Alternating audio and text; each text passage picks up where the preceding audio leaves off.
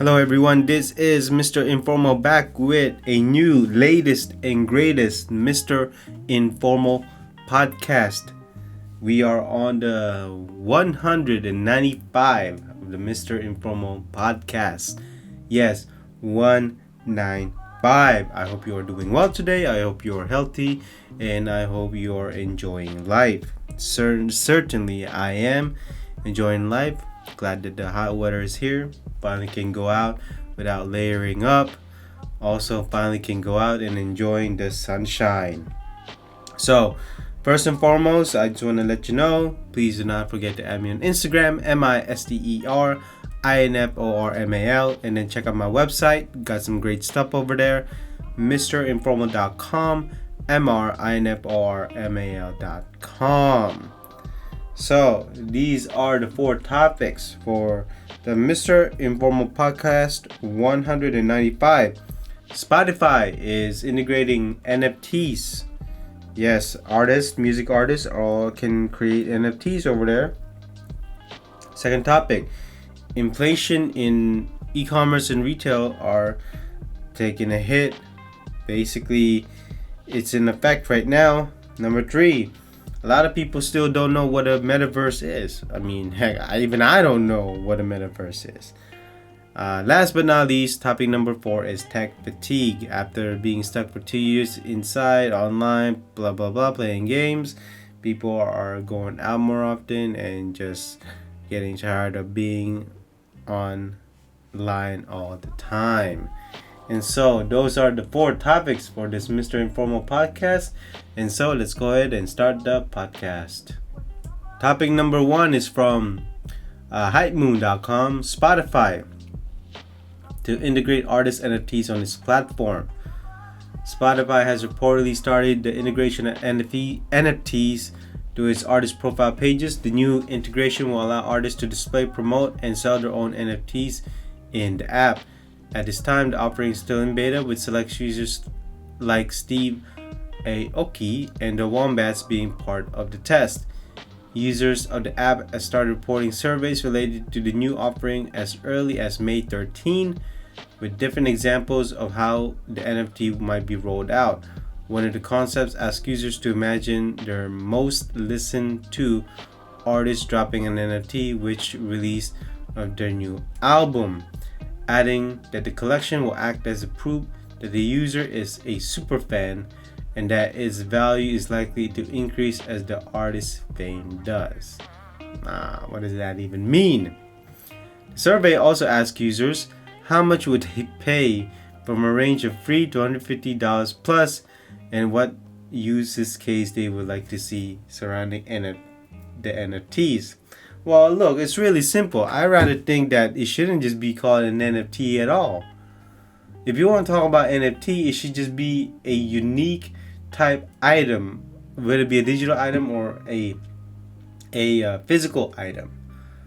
But if you're just gonna be the first people who listen to the album, that's not being an NFT. That's just being a first listener, and that should not be considered as an NFT.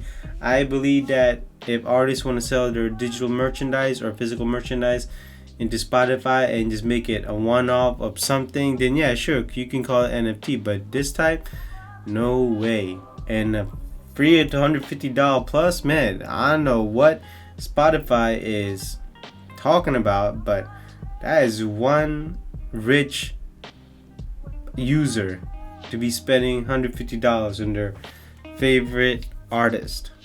Now, certainly, if it was a concert, yeah, sure. I think it should just be more of an access type instead of NFT. But again, if it's a digital merchandise or a physical merchandise, then yeah, it should be called an NFT. So there's an article here that says, I've always been vocal about my strong belief in Spotify and what we are building, so I'm putting that belief into action this week by investing $50 million in Spot. I believe our best days ahead, says CEO Daniel Ek in recent tweet. So NFTs being popular, but again, I believe that these things should not be called NFT. They should just be more of a considered special type of access.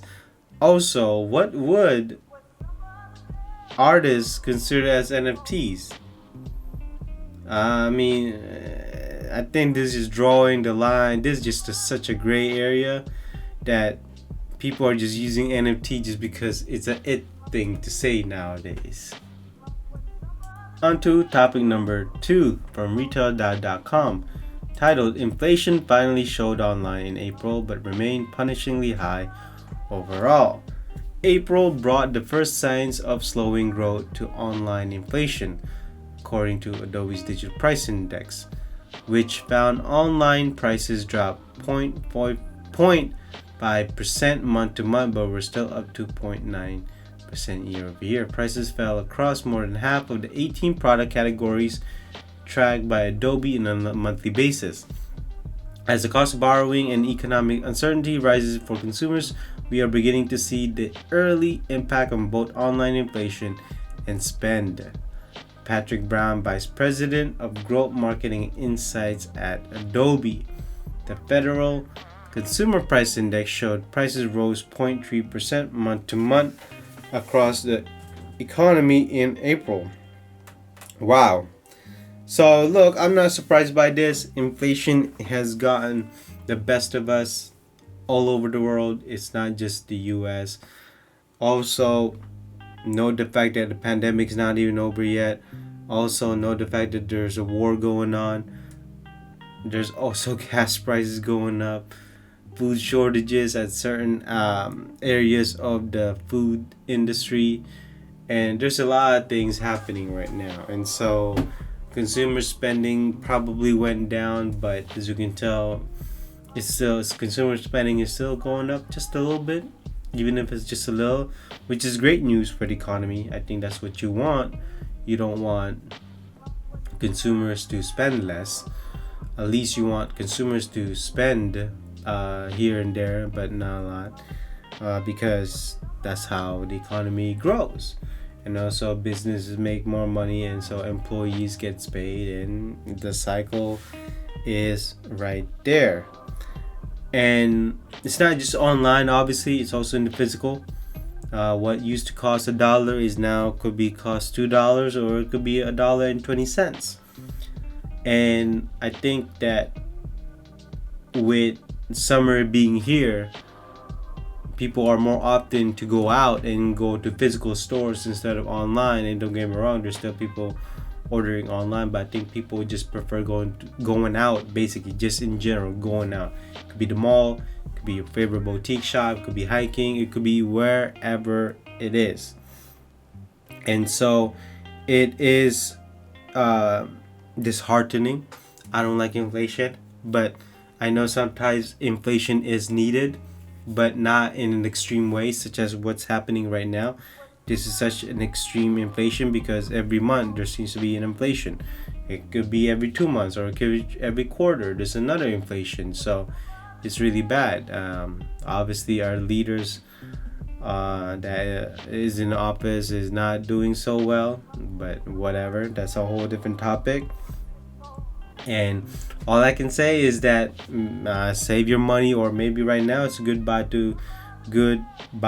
thing to buy stocks if you have the money to buy stocks, or digital currency, could be crypto. Again, it's a good buy to buy stocks because everything is down right now. And I believe that it's going to be interesting as the days go by, and also we'll see when inflation stops, and hopefully it settles down. That could take another year or a year and a half. It's going to be very similar to 2008 or 2009, but that's a whole different issue. But in terms of just economic status, or wherever we were in economy, I guess just glad that not a lot of people got fired, and also people didn't lose their house, but certainly a lot of people did lose their jobs because of the pandemic. But I am hoping for the future that this inflation stops, well, at least for now. On to the third topic from retail.com, titled Metaverse Goes Mainstream, but most consumers still don't understand it, which is true. Nearly 3/4 of surveyed consumers, 74%, had heard of the metaverse as of March, according to a press release Wunderman Thompson Intelligence. That's a noteworthy bump in awareness compared to last July, when 32% reported being familiar with the term. Familiarity. Man, I could never say that word. Familiarity has not been followed by understanding, as just 15% of respondents felt they would explain what the metaverse is to other people.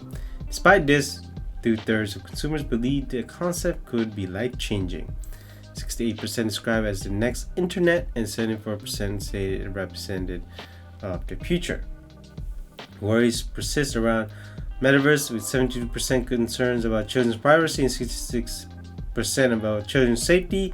Still, the study, we surveyed over 3,000 people in 16 to 65 age range in the US, UK, and China, indicates that the metaverse has earned a spot in public discourse that could help hurry along adoption. Well, everyone knew that was coming. I knew this was coming, that people was going to hear of it.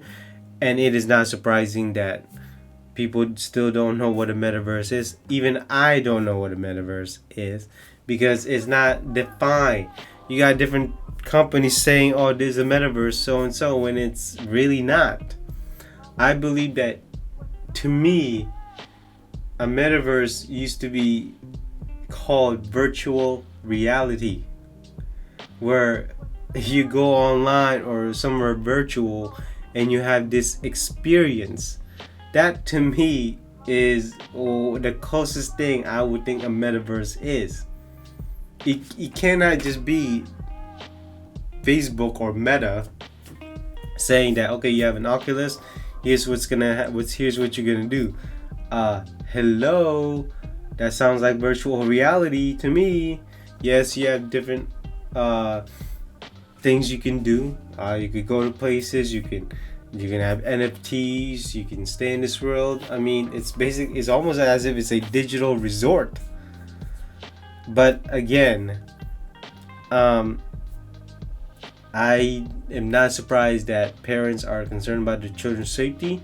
Now that this is almost like a video game to me, where instead of you playing a game, I guess you experience certain things. You're seeing, or you're visiting places, and you're interacting with online communities or whatever that the company would promote. So it's interesting though, but the one thing for sure is that when people hear this thing, it is the future. It is the next internet. It is the tomorrow, the technology of tomorrow. So that for sure that everyone knows. Now, what goes in onto metaverse, well, that's a bit more complicated, because same as NFTs, people don't really know what it is. And again, I don't even know what it is. And every company, Nike, Meta, Google, Instagram, or it could be Adidas, it could be the cryptocurrency. Even I don't know what a metaverse is. Even Elon is not even talking about the metaverse in his company, even though he can, because he has multiple brands. But Elon Musk still don't even know what a metaverse is. And I think the technology that we have right now is not making metaverse adoption quickly, because we don't have it yet. All over the world, not everyone has the internet. Not everyone has a cell phone. Not everyone has computers. So it's a hard adoption. As for the US, again, I don't know how quick metaverse adoption will take, but I'm pretty sure there's going to be a lot of hirings when it comes to coding, computer software programmers, and even also app makers. And so it's just going to depend. So I want to talk about a topic that I'm pretty sure everyone is noticing nowadays. As you know, during the pandemic, we've all been stuck watching movies, being on our phone, hearing about the new coronavirus cases, so and so. Everyone is just connected to technology. Everyone is on Zoom, video chat, whatever you want to call it, and also shopping online, and also learning about stuff online. And now that the summer is here, everyone seems to be going out more. Not everyone is. Everyone's still connected, don't get me wrong, via their phone. But at the same time, I think more people are going outside more instead of just watching movies or shows, what have you. And more people are actually going out to movies more often because they miss the movies or whatever they miss, and more people are going out to travel. It could be international travel, could be domestic travel, could be wherever you are, and not everyone wants to be connected all the time. And that's when this topic comes in, is the tech fatigue. I could just call it tech fatigue, whether it be being on a computer, on a laptop, or a tablet, or just being on the phone. Sometimes you want to put the phone down and just relax, talk, have a good conversation, eating, enjoying the sightseeing, enjoying the views, again, wherever you are. And it also questions your stuff. Basically, if you have so many electronics, you have to question it. Do I really need all this stuff? And the same thing with people these days with all these apps. Do I really need all these apps? And the same way with all these streaming shows. Do you need all these streaming apps? Do you need to have Hulu? Do you need Disney Plus, Netflix? Do you need to have Paramount, HBO Max? Do you really need all of that? No, not really. Because if you're outside, you're spending less watching the shows that you want to look for, and you're just enjoying life. Basically, I guess the best way to say it is that us humans are supposed to be outside, supposed to be socializing, supposed to learning about life, seeing life.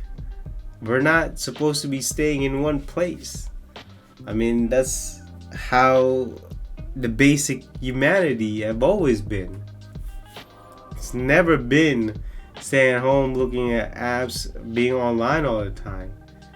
I think our instincts kicks in once you've been in the same spot for too long and you just want to be out somewhere. It's really that simple. This is why this whole tech fatigue is so common nowadays, because people realize that I don't need all this stuff to be content, to be happy, or experience something.